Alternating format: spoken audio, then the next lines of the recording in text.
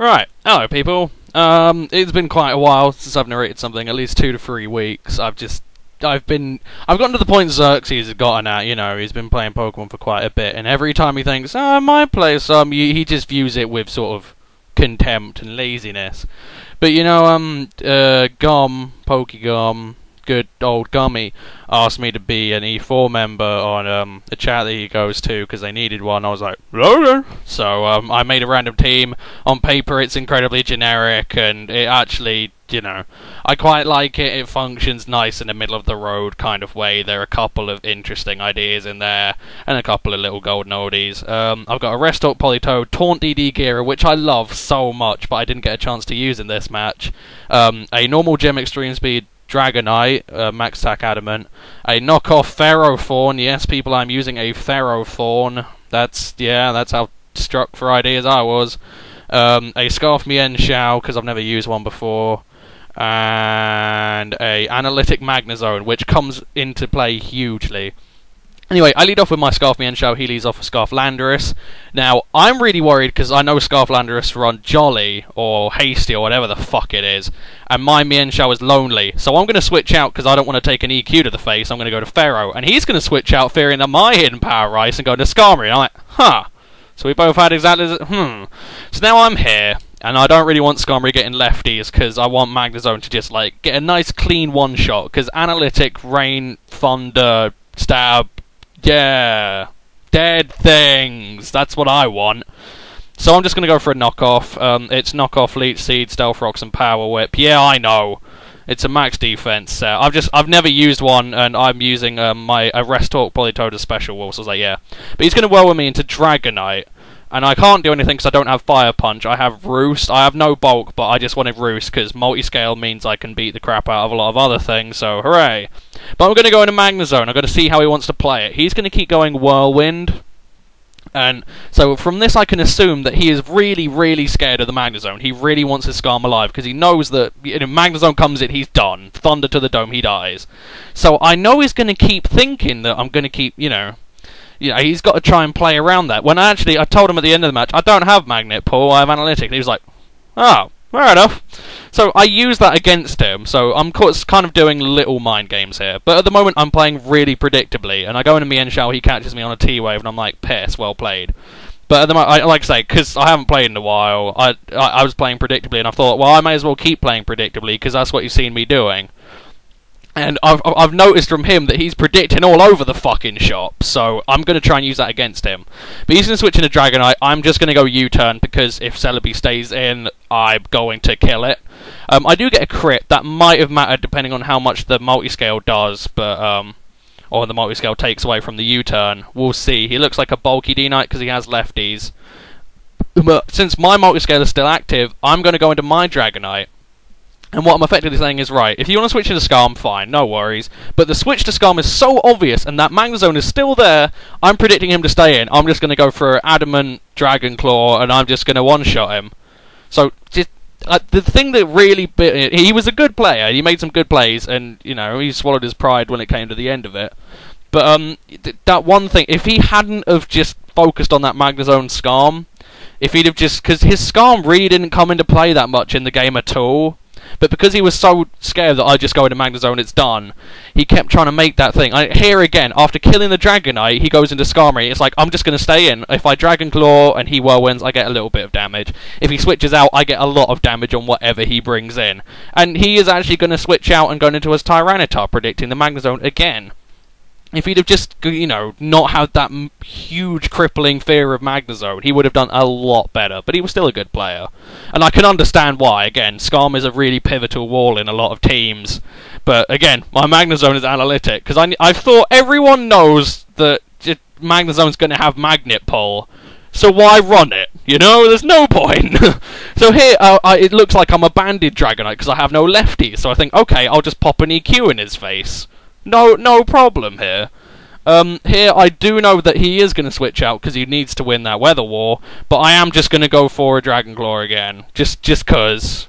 I'm just trying to show him I'm playing really, really predictably. I'm not making any major plays. I'm not switching out all over the place. I'm just, trying to build up a rhythm, and he's going to keep trying to predict, like, over and under. I don't have to really predict at all. He's the one who has to keep trying to predict.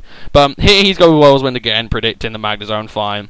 And here, Mienshau's brought in, and I think, well, if he Brave Birds me, he dies. So I know he's going to switch into something. So I'm just going to go for a stab high jump kick. Doesn't really matter what he brings in. As far as I'm concerned, Mienshao is Death Fodder at this point. But he's going to go into Landorus, and I get paralyzed. Now remember, if you click a move, and the first move you get paralyzed, you're allowed to switch if you choice Scarf. Remember that, it's crucial. I didn't know, but I know now. So here I go Hidden Power Ice as he predicts me to go into Gyarados or Dragonite. And he goes Smackdown. Again, I don't have to do anything, I just have to make the obvious play. I go Hidden Power Ice and I one-shot the Landorus, so I'm using his playstyle to my advantage, which for the first game back in a few weeks, I was like, huh, that's quite ingenious of me and devilishly evil. I mean, it's kind of dim-witted stuff, but it's working really well, and I'm getting the kills, and he's just making the plays for me, really. But now he's going to go into Tentacruel, and it's like, well, what's the point of sacking Mienshao here? I'm not going to get anywhere, so I'm just going to switch out. I can go into Ferrothorn. Another major thing is, because he set up Sand, if he wants to try and play the I'm going to Rapid Spin Away your Stealth Rocks game, Iron Barbs and Sand, and if I knock off his Black Sludge, we'll just kill him. It's about as simple as that. But here he's setting up Toxic Spikes, which is very strange, because I have Pharaoh, Magnezone, Gyarados, and Dragonite, which all dodge Toxic Spikes. Mienshao is paralyzed. The only thing I have that is affected by Toxic Spikes is Politoed, and that has Rest, so it's like, I don't care. Waste your time. I go Stealth Rocks there just to make sure he's going to stay in, because I really want to get the knockoff off. Yeah, just to make sure. And if he wants to go Rapid Spin, then it's going to do a fairly good chunk to the Tentacruel. And here he now knows that he can't stay in to keep playing the Rapid Spin game, because it's a game that Pharaoh's going to win. It's 9 times out of 10. Even if he gets a burn, I'm probably going to win, because I could even put up Leech Seed if I felt, you know, frivolous. But he is actually going to switch out. He's going to go into a Skarmory again. And I'm just going to go Stealth Rocks, because I don't know how much HP the Tyranitar has, but 2 hits of Stealth Rocks is going to kill it. I don't know. That's what I'm thinking. But I go Leechy there as he goes Whirlwind again, predicting it, or just trying to get me to switch out, trying to get some Stealth Rocks damage on stuff, which is fair enough. And in comes Politoed, and I go, I get my Drizzle, so I get my Rain up. And effectively, because I set up the Stealth Rocks, it's game. Unless he goes into Tentacruel here, which he doesn't. He goes into Tyranitar as sort of a last-ditch attempt to get his Sand up, which was not the right play. His Tentacruel walled my Politoed for years, but he goes into Tyranitar, and he's actually going to die to Stealth Rocks. Now that's GG right there, because Magnezone, really? I mean, the other thing that he had that I forgot about was Celebi, but apart from that, he has Skarmory and Tentacruel, both of which are going to get absolutely demolished by a Stab Analytic Thunder. So that's about all it came down to. But I'm going to switch out. I go into Mienshao as Death Fodder, and then I have a look, and I'm on a 6-0, and I was like, why not? It's a bit mean, because again, the score didn't really reflect how the guy played, because he, like I say, he was making a lot of predictions, and in my normal day, if I was completely off my nuts and was like, oh, I'm going to do this and this, he probably would have gotten right. He wasn't a bad player, believe me. I think it was called Hazy, was it? Yeah, good bloke. So, like I said, the score doesn't reflect it. I mean, I've had a lot of other really one-sided 6-0s. But no, I think this guy was good. But either way, I U-turn out as he goes school. Mienshao takes it. I go to Magnezone. Now this Magnezone is heavily specially defensive. Here I go Thunder just because I wanted to make sure, because I wasn't sure how much a Scald would do, and if he got a burn, then it'd be like, ugh, he could stall me out kind of thing. So I just go Thunder, just trying to get a hit. And in comes Celebi. I'm a little bit worried he's going to have Leech Seed, so I do go Substitute as he goes T-Wave. And then we have a little thing where it's sort of like Magnezone just won't fucking hit, because I have Flash Cannon as well, so Flash Cannon Rex face. But anyway, while this little bit's going, I'll just say there's that I'm a E4 member at is Pokemon Coliseum, so that.com/Pokemon Coliseum. Nice people. Maria goes there, and some other people go there. It's generally, they like things to be kind of chill. They don't like people who fuck around. They just like mature, nice people. So I don't know why I'm there, because I can be quite immature and I'm generally a dickhead. But whatever, they wanted me, so there.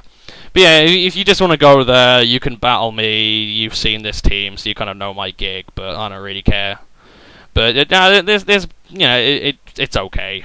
I'm kind of just filling in, but you might be able to get a gym leader spot. It's entirely up to you. I will not force you. I am just doing some irrelevant advertising to pass the time, because the Celebi is taking fucking years to die.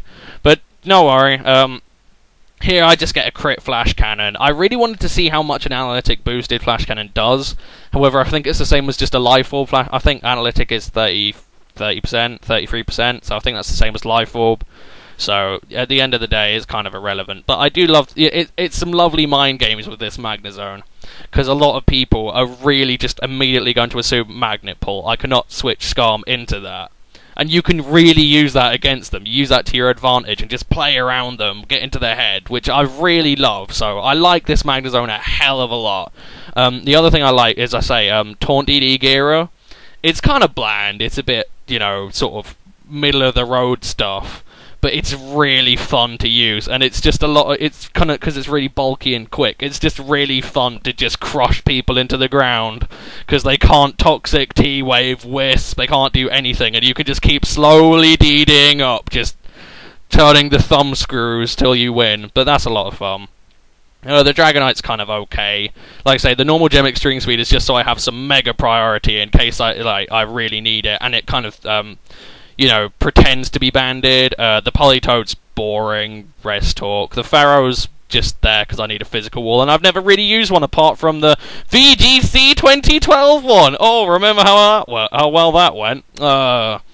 Anyway, I am just going to thunder the shit out of this Tentacruel. That is one powerful hit, and a modest max special attack as well. Jesus. Anyway, as I say, the score doesn't really reflect the way the guy played. Hazy, well done. GG, and yeah, hope you enjoyed the battle, blah blah blah, normal bullshit, and I'll see you guys later. Peace.